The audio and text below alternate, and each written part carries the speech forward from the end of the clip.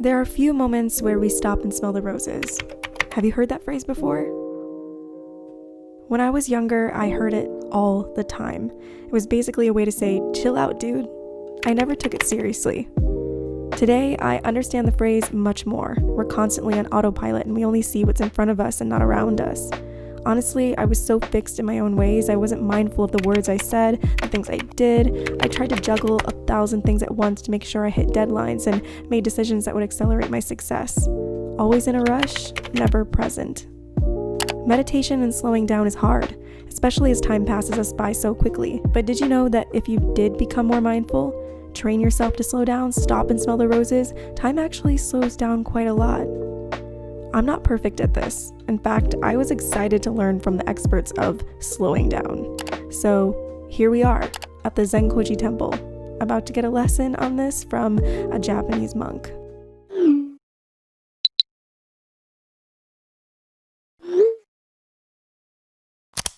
It's been several years since I returned to Nagoya, Japan.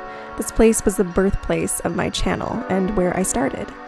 I look back at the girl I was before and the girl I am now, feeling completely at home in myself, and I'm proud for always following my gut and doing what I'm doing today. So if you need to hear this, nobody should ever be afraid to do what they want to do. I truly hope you know that. Nagoya hadn't changed too much. Some new shops are built near the tower and it's more crowded than I remembered, but other than that, it still has that same fun vibe.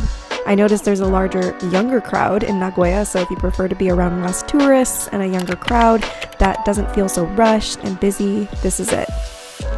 The airport in particular was really crazy to return to because, well, first, it's pretty empty due to our situation in 2020, and two, this is the airport I always flew to from the time I first set foot in Japan when I was 17 to the time I did my internship during college to the times I flew home to visit family. The only thing that changed here was this really incredible new small theme park based on a Seattle theme with light shows and tons of simulators and cool stuff for kids to do. What a way to spend a layover. It's central to Japan, so if you fly here, you can get anywhere easily if you plan on traveling. I am at the bottom of the Flight of Dreams, that's what it's called. And the Flight of Dreams, you can actually go in this aircraft, I think that's what everybody's standing in line for, and you can see like sightseeing of Chicago, or not Chicago, Seattle, and like other places in America.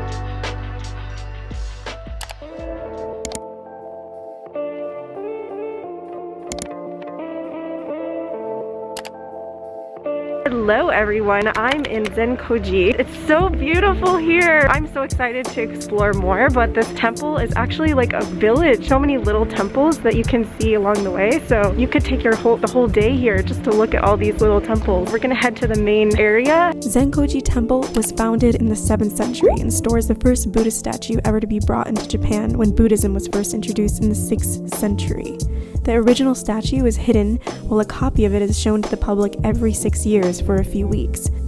So they have a festival that lasts for 2 months, and that's pretty incredible, so I think I have to come back during that time. Inside the temple is a dark tunnel you can enter. The tunnel is pitch black, and your mission is to touch the walls in search of a key to paradise. If you find it, you're going to a good place after death.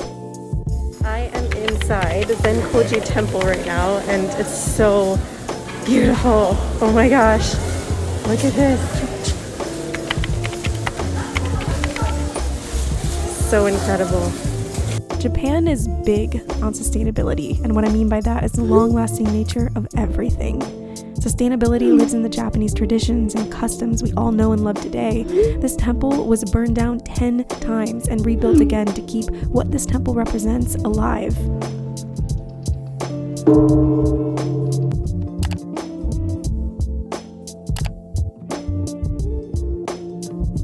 Alright, okay, here we go. Let's go. Wow. Oh, wow. This is so heavy.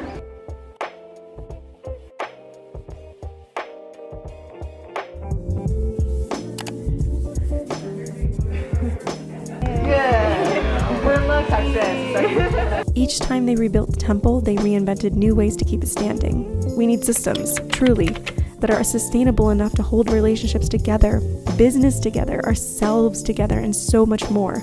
We can't be like, okay, that's it, nothing is working, I'm done. time to reinvent the wheel and keep improving.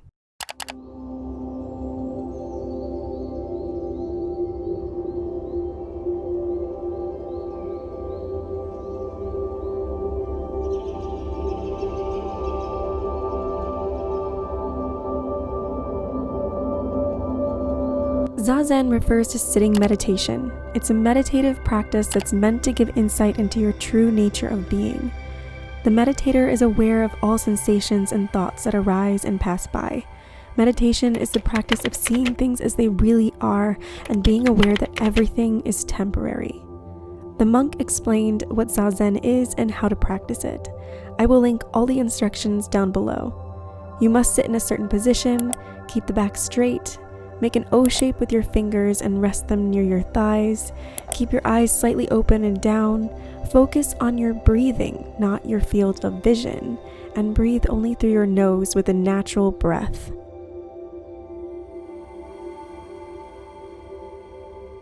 The monk uses a stick called the keisaku to keep those who are meditating from falling asleep or losing posture or concentration. When the monk approaches, you must give awareness, bow, and allow him to tap your back with the stick. You must then return to meditating. This session meant a lot to me. My brother battles with bipolar disorder, and he says Zazen meditation has changed his life. I am his twin, and by doing this practice, I understood why it made him feel this way. I felt so connected with him, just by experiencing something he loves to do so much. Everything we do can be an art. In this case, calligraphy. I always found the Japanese alphabet and characters to be like beautiful pictures. Writing these characters can be a spiritual practice across temples in Japan, a meditative journey.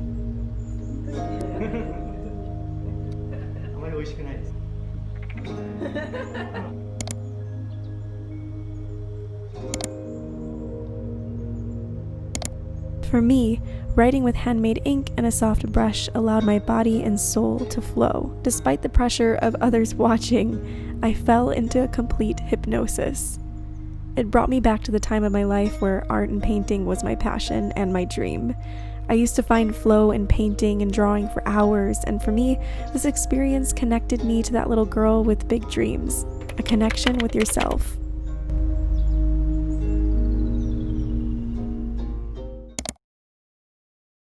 So I just did Zazen meditation and I got hit with a stick.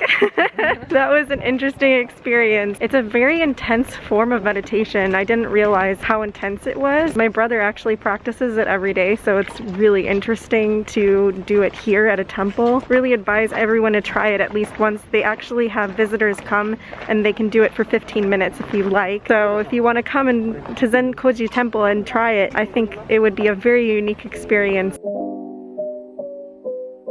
It's so perfect outside. I truly felt like a character from Spirited Away, leaving Zenkouji Temple.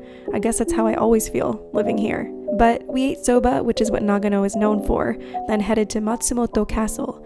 Another thing I love about Japan, the large array of historic castles. I'm making it my mission to visit them all. The fall leaves were beautiful during this time. If I have to suggest a time to visit Japan, it's definitely autumn. I've never seen the mountains and trees so red, and the weather was perfect.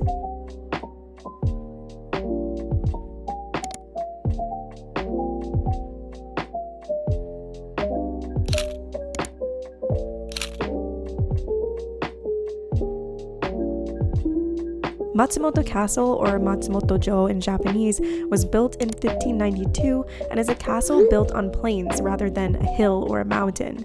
This castle never saw any battles during its time, and believe it or not, this large stretch of land you see was filled with homes.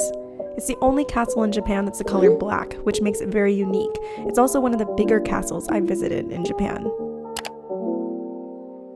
The castle has a lot of secrets. It even has a secret floor. But what most castles have, including this one, are the stairs that have a steep incline of 55 to 61 degrees. I'm assuming this slowed down enemies back in the day.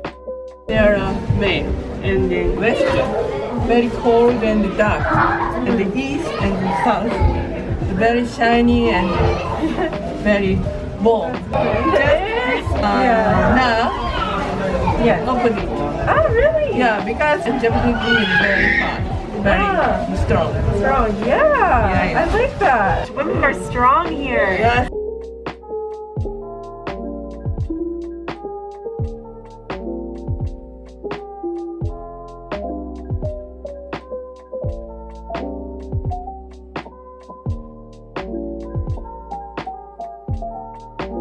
We made it to the top. Yay.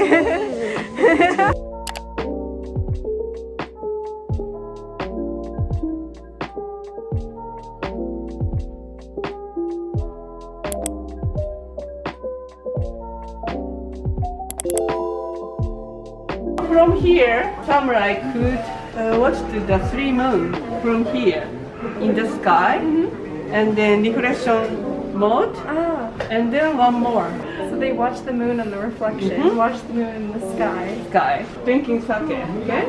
In the sake? Yeah. Did I get it right? Okay, Yeah. yay! You can say sake glass. Yeah, something Yeah. like Bingo.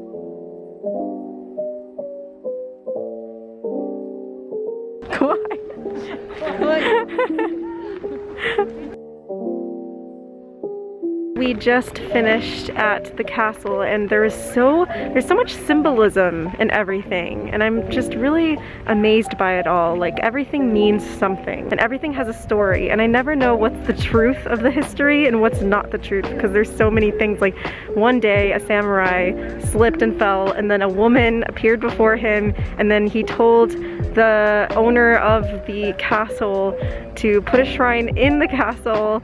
And it's just, is some of it true, or is all of it true, or is it none of it true? It's just a tale. You like never know, so it's really interesting. It's such a beautiful day here. Like the gardens and like the weather and the leaves changing. It's just incredible.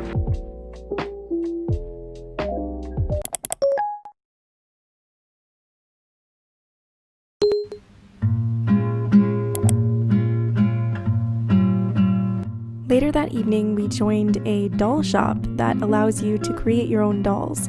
And this man collects and makes dolls because it brings him joy and joy to others. There are dolls for good luck, for holidays, for children, for decoration, all sorts of types, and it fills the room with magic. But after sunlit days, one thing stays the same. あ、これはね、古いものでね、うちで集めたんですよ。これ松本教えびなって言って、大体ね、江戸時代に松本でこれ始まった、お雛様とか5月のお節句の時にね、飾る人形なんですけどね。なので、うちで作ったわけじゃなくてね、実はこれ作り手がいなくなってしまって、それでうちでこういうのを集めて、それを元にして、例えばこれ見てもらうとね、これは古い人形で、それを復元したのはこちらになりますけどね。ありがとうございます。すごい。If there's anything Japan taught me that I have incorporated into my own life, it's that no matter what you do in life, you should do it with purpose. And your purpose is not a goal. It's not a destination either. It's not your job. It's a thing that no matter what situation you're in, you're fulfilled. Whether that's to inspire, to love, to help, to teach, you can always find a way to use your purpose in everything you set out to do in life. That's exactly what this sweet old couple that owns the shop does. They were so kind, loving, and carefree and full of joy. When you feel that energy from someone, you can confirm they live a happy and fulfilling life. Days pull you up just like a daffodil. When you get the chance to come to Japan, this shop is open for everyone, including foreigners. Children will especially love the opportunity to make their own origami dolls. The owners encourage you to come by. You'll be visited by sleep. I promise you that soon the autumn comes to steal away each dream. Thank you for watching part 1 of this trip. All information about the places I visited, the meditation instructions, and the tour I did is in my description below. Don't worry, even if you can't come to Japan now, you will. Don't forget to comment down below what you learned from this video, subscribe, hit the bell icon for notifications, and like this video if you love this type of content, and I'll see you in the next chapter.